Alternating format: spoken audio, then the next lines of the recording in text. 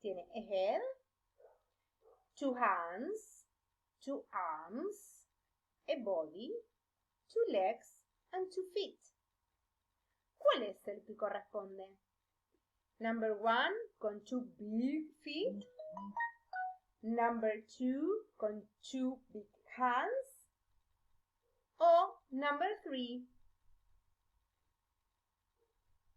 Number 3 is the correct puppy. Very good. Ese es el que armaron, ¿sí?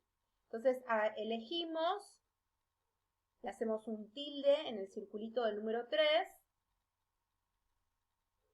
¿Sí? Y lo encerramos. Make a circle, dice.